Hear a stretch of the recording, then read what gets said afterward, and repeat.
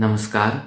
ये बहुत आम तौर पे होता है कि जिन लोगों को मिर्गी के दौरे पड़ते हैं, मतलब दिमाग के दौरे होते हैं, जिसे एपिलेप्सी कहा जाता है या एपिलेप्टिक सीजर्स कहा जाता है, इन लोगों में अक्सर पर्सनैलिटी के बहुत सारे चेंजेस दिखाई पड़ते हैं जो कि वक्त के साथ इनमें आ जाते हैं। जितने लंबे समय तक एपिलेप्सी की बीमारी रहती है, अक्सर देखने में आता है कि वे लोग जो कि इस बीमारी से पीड़ित हैं, वे ज़्यादा चिड़चिड़े, ज़्यादा एंग्शियस, घबराने वाले, चिंता करने वाले, ज़्यादा डिप्रेस्ड और ज़्यादा रिजिड दिखाई पड़ने लगते हैं। मतलब ज़्यादा ज़िद्दी दिखाई पड़ने लगते हैं।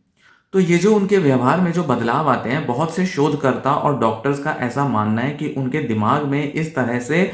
एपिलेप्सी जो है, मिर्गी के दौरे जो हैं, वे इस तरह से असर ले आते हैं जिसके कारण उनके व्यक्तित्व में, पर्सनैलिटी में बहुत बड़े-बड़े बदलाव देखे जा सकते हैं। जिन लोगों को मिर्गी के दौरे पड़ते हैं, उनके फैमिली मेंबर्स अक्सर उनसे बड़ा स्ट्रगल करते हैं क्योंकि वो देखते हैं कि इनमें जो बर्ताव है, सोच है, इमोशंस हैं, वे बड़ी ही नेगेटिव हैं। एपिलेप्सी के पेशेंट्स अक्सर बड़ा नेगेटिवली बिहेव करते हैं और उनकी रिलेशनशिप्स बहुत ज़्यादा अफेक्ट हो जाती है उनकी एपिलेप्सी की वजह से। हालांकि कुछ डॉक्टर्स का ऐसा मानना है कि पर्सनैलिटी पर बहुत ज़्यादा असर नहीं पड़ता एपिलेप्सी का, पर शोधकर्ताओं ने बहुत सारे ऐसे वेरिएबल्स, मतलब ऐसे फैक्टर्स आइडेंटिफाई किए हैं जिसके बेसिस पे ये कहा जा सकता है कि कुछ पेशेंट्स एपिलेप्सी के अपने व्यक्तित्व में, पर्सनैलिटी में बहुत बड़े बदलाव दिखाते हैं। तो इस वीडियो में हम ऐसी ही एक शोध के बारे में चर्चा करेंगे जिसमें यह दिखाया गया कि कैसे मिर्गी के दौरे के जो मरीज थे उनमें बहुत बड़े पर्सनैलिटी डिसऑर्डर्स देखे गए और 2-3 ऐसे मेजर उन्होंने पर्सनैलिटी चेंजेस और डिसऑर्डर्स को उन्होंने आइडेंटिफाई किया, उनकी पहचान की, जिसके आधार पे कह सकते हैं कि ज़्यादातर लोग जिनको मिर्गी के दौरे पड़ते हैं, उनमें ये वाले जो कुछ पर्सनैलिटी डिसऑर्डर से आने वाले जो बदलाव हैं वो देखे जा सकते हैं, जिनके बारे में मैं इस वीडियो में आपसे चर्चा करूंगा, जो कि आपके लिए जानना बहुत ज़रूरी होगा अगर आपको मिर्गी के दौरे पड़ते रहे हैं या फिर आपकी फैमिली में कोई ऐसा व्यक्ति है जिसको कि बहुत सालों से या कुछ समय से मिर्गी के दौरे पड़ते हैं और पूरा परिवार जो है वे उनके व्यक्तित्व और उनके बर्ताव से जूझता रहा है और उनको हैंडल करने में, उनसे डील करने में बड़ी परेशानी अक्सर उन्होंने फेस की है। मिर्गी के दौरे के मरीज अक्सर बहुत सारे चेंजेस अपने एंजाइटी और डिप्रेशन के लेवल में तो दिखाते हैं। ये तो बहुत कॉमनली रिसर्च में देखा गया है कि मिर्गी के दौरे के मरीजों में बेचैनी, घबराहट, चिंता, उदासी, negative thinking, low confidence, worthlessness या हेल्पलेसनेस की फीलिंग्स बहुत कॉमनली दिखाई देती हैं और इस पर बहुत सारे शोध भी हुए हैं। पर ऐसे शोध जो कि पर्सनैलिटी में डिसऑर्डर्स या चेंजेस को एसेस करें, एनालाइज करें, ऐसे शोध बहुत कम किए गए हैं। इसलिए आमतौर पर यह रिकॉग्नाइज किए जाने वाला, पहचाने जाने वाला फैक्ट भी नहीं है और कई डॉक्टर तो बिल्कुल मना कर देते हैं कि ऐसा कुछ नहीं होता, व्यक्ति के पर्सनैलिटी में कोई बदलाव नहीं आता। थोड़ा सा ही डेटा, थोड़ी सी ही रिसर्च मौजूद है जो कि इन दोनों के लिंक को बताती है, मतलब एपिलेप्सी और पर्सनैलिटी डिसऑर्डर्स के लिंक को। एपिलेप्सी जैसी बीमारी के कारण जो पेशेंट होते हैं, जो कि इस बीमारी से जूझ रहे होते हैं, वे अक्सर बड़े लो कॉन्फिडेंस में दिखाई देते हैं क्योंकि वो हमेशा इस बड़ी सीवियर प्रॉब्लम से जूझ रहे होते हैं जिसमें कि एक अनसर्टेनिटी बनी रहती है, मतलब एक अनिश्चितता बनी रहती है कि कभी भी ये दौरा उन्हें देखने में आ सकता है, उनको ये दौरा पड़ सकता है, घर के अंदर या घर के बाहर, ऐसे किसी भी जगह पर उनको दौरा पड़ सकता है, जिस वजह से उनके अंदर अक्सर डर बने रहते हैं और उनके अंदर काफी चिंताएं भी रहती हैं कि उनका जो स्वास्थ्य है वह बिगड़ा जा रहा है। वो अपने को बड़ा कमजोर महसूस करने लगते हैं क्योंकि मिर्गी का जो दौरा है वह दिमाग में आता है, जिसकी वजह से पूरे शरीर में जो कमजोरी महसूस होती है, जिससे कि व्यक्ति को ऐसा लगने लगता है कि वह दिमाग से और शरीर से कमजोर हो गया है। और कुछ ना कुछ ऐसी फिजिकल प्रॉब्लम्स भी देखने में आती हैं जो कि मिर्गी के दौरे के मरीजों में अक्सर जीवन भर बनी रहती हैं या एटलीस्ट तब बनी रहती हैं जब उनको या तो मिर्गी के दौरे ज्यादा आ रहे हो या जब मिर्गी का दौरा आया हो और उसके कुछ दिनों बाद तक, करीब 4 से 6 दिन तक, उनमें शारीरिक रूप से और मानसिक रूप से कमजोरी महसूस होती है। तो इन सभी परेशानियों से जूझते हुए पेशेंट जो है वह काफी अपने को मानसिक तौर पे कमजोर और लाचार महसूस करने लगता है और यही कारण है कि उनमें डिप्रेशन के जो रेट है वो काफी हाई मिलते हैं नॉर्मल जो पॉपुलेशन है उसके मुकाबले। तो डिप्रेशन के सिम्टम्स जैसे कि lack of confidence, hopelessness, helplessness, worthlessness, suicidal thought, low confidence, poor appetite, poor sleep, low energy, lack of pleasure, lack of interest, social withdrawal, ये सारे सिम्टम्स जो हैं उनमें अक्सर दिखाई देते हैं जिनको कि मिर्गी के दौरे पड़ते रहे हैं। इसी के साथ एंजाइटी डिसऑर्डर्स में जैसे कि चिंता बहुत ज्यादा करना, बहुत ज्यादा नेगेटिव चीजें सोचना, घटनाओं के हमेशा वर्स कॉन्सिक्वेंसेस सोचना, गैस्ट्रिक प्रॉब्लम्स होना, पेट में दर्द, शरीर में जलन महसूस होना, छाती में कुछ दबा हुआ है, कुछ चुभ रहा है ऐसा महसूस होना, कॉन्स्टिपेशन या लूज मोशंस की प्रॉब्लम होना, चिड़चिड़ापन होना, और साथ ही साथ शरीर में कमजोरी का महसूस होना, नींद की और दूसरी समस्याओं के साथ ऐसा अक्सर महसूस किया जाता है। अब पर्सनैलिटी डिसऑर्डर्स क्या होते हैं? पर्सनैलिटी डिसऑर्डर्स कुछ ऐसे चेंजेस होते हैं जो कि किसी व्यक्ति के व्यवहार में, उसकी सोच में और उसकी फीलिंग्स में आ जाते हैं, और ये जो चेंजेस हैं ये लाइफ टाइम बने रहते हैं, जिसमें कि वह व्यक्ति रिलेशनशिप्स ठीक से नहीं बना पाता, पेशेंट की खुद को लेकर जो एक आइडेंटिटी को लेकर जो सोच है, समझ है, खुद को लेकर जो उम्मीदें हैं वो भी काफी डेविएट हो जाती हैं, उसके कल्चर सोसाइटी से काफी अलग दिखाई पड़ती हैं, वह व्यक्ति दूसरों से काफी अलग और डिफरेंट दिखाई पड़ता है, और यह जो बदलाव है पर्सनैलिटी के अंदर ये काफी परसिस्टेंट होते हैं, मतलब लंबे समय तक बने रहते हैं, जिसकी वजह से ना ही सिर्फ रिलेशनशिप्स में जबकि मूड, इमोशंस और थिंकिंग की जो फंक्शनिंग है उसमें भी असर आ जाता है, जो कि बना रहता है, और इसकी वजह से पेशेंट जो है बहुत ही डिस्ट्रेस में रहता है और एक तरह की उसके अंदर इंपेयरमेंट आ जाती है। 10 पर्सनैलिटी डिसऑर्डर्स 3 अलग अलग क्लस्टर्स में आइडेंटिफाई किए जाते हैं, जो कि डॉक्टर्स ने ऐसा देखा है कि क्लस्टर ए, क्लस्टर बी और क्लस्टर सी में 10 पर्सनैलिटी डिसऑर्डर्स को डाला जा सकता है। और शोध जो है वो बताती हैं कि आमतौर पे जो एंजाइटी से रिलेटेड जो पर्सनैलिटी डिसऑर्डर्स हैं वो एपिलेप्सी के पेशेंट्स में ज्यादा दिखाई देते हैं, जिनमें एक होता है डिपेंडेंट पर्सनैलिटी डिसऑर्डर, फिर आता है एवॉइडेंट पर्सनैलिटी डिसऑर्डर या जिसे एंग्शियस एवॉइडेंट पर्सनैलिटी डिसऑर्डर भी बोलते हैं, और फिर आता है ऑब्सेसिव कंपल्सिव पर्सनैलिटी डिसऑर्डर। ये तीनों जो एंजाइटी से जुड़े हुए जो पर्सनैलिटी डिसऑर्डर्स हैं ये ज्यादातर देखने में आते हैं। हालांकि कुछ स्टडीज में बॉर्डरलाइन पर्सनैलिटी डिसऑर्डर और स्किज़ोइड या स्किज़ोटाइपल पर्सनैलिटी डिसऑर्डर वाले ट्रेट्स भी अक्सर आइडेंटिफाई किए गए हैं उन लोगों में जिनको लंबे समय से एपिलेप्सी रही है। श्वार्ट्ज और कमिंग्स ने एक रिसर्च की थी जिसमें उन्होंने 21 मिर्गी के दौरे के मरीज और 24 दूसरे न्यूरोलॉजिकल डिसीजेस के पेशेंट्स को आपस में कंपेयर किया और देखा कि इनमें किस तरह के पर्सनैलिटी चेंजेस दिखाई देते हैं। तो उन्होंने देखा कि 21 में से 8 पेशेंट ऐसे थे एपिलेप्सी के जिनमें की पर्सनैलिटी डिसऑर्डर दिखाई पड़ा, जो कि 38% थे, और 24 जो दूसरे पेशेंट थे न्यूरोलॉजिकल, मतलब एपिलेप्सी के अलावा दूसरी दिमाग की ऐसी बीमारियां जो उन लोगों में थी, तो उन लोगों में पाया गया कि केवल एक पेशेंट में, मतलब 4% लोगों में हम ऐसा कहेंगे कि पर्सनैलिटी डिसऑर्डर्स पाए गए। तो देख सकते हैं कि एपिलेप्सी की वजह से पर्सनैलिटी में आने वाले चेंजेस जो है वो कितने बड़े हैं, जो कि दूसरी कुछ दिमाग की बीमारियों में भी दिखाई नहीं देते। इसी तरह से फियोर्डेली ने एक और रिसर्च की जिसमें 100 एपिलेप्सी के पेशेंट और 100 कुछ दूसरे पेशेंट जो हॉस्पिटल में एडमिटेड थे उनके ऊपर रिसर्च की, आपस में इनको कंपेयर किया। 100 में से 19 ऐसे एपिलेप्सी पेशेंट्स थे जिनको कोई ना कोई साइकेट्रिक डिसऑर्डर था, ऐसे आइडेंटिफाई किए गए, और जबकि जो बाकी के जो 100 अलग अलग पेशेंट्स थे उनमें 15 साइकेट्रिक डिसऑर्डर के पेशेंट्स आइडेंटिफाई किए गए। अब जब इन साइकेट्रिक डिसऑर्डर्स के पेशेंट को फर्दर एनालाइज किया गया तो 19 में से 4 ऐसे पेशेंट थे एपिलेप्सी वाले जिनमें की पर्सनैलिटी डिसऑर्डर मिला, जबकि जो दूसरी बीमारियों के जो 15 पेशेंट थे साइकेट्रिक बीमारियों वाले उनमें किसी में भी पर्सनैलिटी डिसऑर्डर नहीं देखा गया। मतलब यह भी रिसर्च बताती है कि पर्सनैलिटी डिसऑर्डर का स्ट्रॉन्ग लिंक है एपिलेप्सी के साथ। इसी तरह की एक और रिसर्च हुई थी जो कि मनचंदा और उनके कुछ कलीग्स ने की थी काफी समय पहले, और उन्होंने 300 एपिलेप्सी पेशेंट्स के ऊपर पर्सनैलिटी डिसऑर्डर के कुछ इंटरव्यूज कंडक्ट किए और देखा कि 300 में से 18% पेशेंट्स में पर्सनैलिटी डिसऑर्डर की मौजूदगी थी, और यह भी काफी बड़ा नंबर कंसिडर किया जा सकता है। अब अगर हम बात करें कि आम जो जनरल पॉपुलेशन है उसमें कितने परसेंट लोगों में पर्सनैलिटी डिसऑर्डर मिलते हैं, तो करीब 3 से 5% लोगों में ही पर्सनैलिटी डिसऑर्डर्स पाए जाते हैं।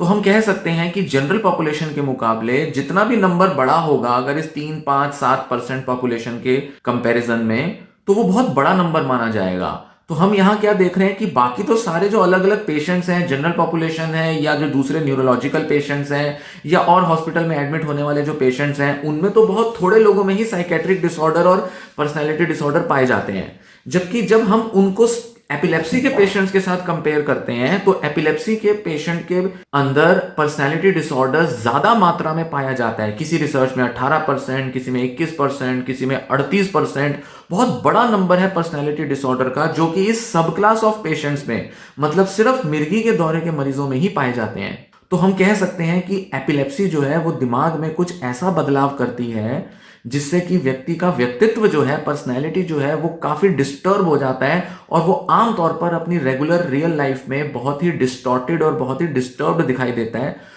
वो ना ही केवल खुद के लिए जबकि अपने रिश्तेदारों, अपने फैमिली मेंबर्स के लिए भी बड़ी समस्याएं खड़ी कर देते हैं और अच्छा रिश्ता बनाकर रहना उनके लिए बड़ा मुश्किल होता है, क्योंकि उनकी सोच बहुत नेगेटिव हो जाती है, उनकी इमोशनल रिएक्शंस बहुत नेगेटिव हो जाती हैं, उनके बिहेवियर्स बहुत नेगेटिव हो जाते हैं और ये जो बिहेवियर, थॉट, इमोशन जो हैं, जो नेगेटिव हुए हैं, ये लंबे समय तक एज इट इज बने रहते हैं बिना किसी बड़े बदलाव के। क्यों? क्योंकि उनके दिमाग में मिर्गी के दौरे पड़ते हैं, जिससे कहीं ना कहीं दिमाग के ऐसे हिस्से प्रभावित हुए हैं जो कि हमारी पर्सनैलिटी के अंदर चेंज ले आते हैं। तो दिमाग की कमजोरी से हम कहेंगे कि व्यक्तित्व में भी एक कमजोरी सी आ जाती है। अब हम बात करेंगे उस शोध के बारे में जिसमें हम इस डेटा को थोड़ा और करीबी से देखेंगे, जांचेंगे कि एपिलेप्सी और पर्सनैलिटी डिसऑर्डर का क्या लिंक है और कौन से ऐसे कॉमन पर्सनैलिटी डिसऑर्डर्स हैं जो कि एपिलेप्सी के पेशेंट्स में ज्यादा तौर पे मिलते हैं। तो एक स्टडी थी जो कि नीदरलैंड्स में, मतलब डच पॉपुलेशन पर की गई और वो 203 एपिलेप्सी के पेशेंट्स पर की गई जिनको 332 नॉर्मल पॉपुलेशन के लोगों के साथ कंपेयर किया गया। मतलब वो लोग जिनमें किसी तरह की कोई एपिलेप्सी या कोई और बीमारी नहीं थी, असेसमेंट या इस रिसर्च को करने के दौरान। अब इस रिसर्च में शोधकर्ताओं ने एक और बड़ी इंटरेस्टिंग चीज देखना चाहिए कि क्या एपिलेप्सी का ऑनसेट, एपिलेप्सी की ड्यूरेशन, एपिलेप्सी में नंबर या फ्रीक्वेंसी ऑफ सीजर्स, क्या ये भी रिलेटेड है लोगों में आने वाले पर्सनैलिटी के चेंजेस से। पर्सनैलिटी डिसऑर्डर्स का होना क्या इस बात पर भी निर्भर करता है कि लोगों में एपिलेप्सी कब शुरू हुई, कितने समय से बनी हुई है, कितने उनको फ्रीक्वेंसी है, मतलब कितने दौरे अक्सर उनको आते हैं। तो काफी सारे एनालिसिस करने के बाद शोधकर्ताओं ने ऐसा पाया कि एवॉइडेंट और ऑब्सेसिव कंपल्सिव पर्सनैलिटी डिसऑर्डर सबसे ज्यादा रिलेटेड थे एपिलेप्सी के अलग अलग फैक्टर्स से।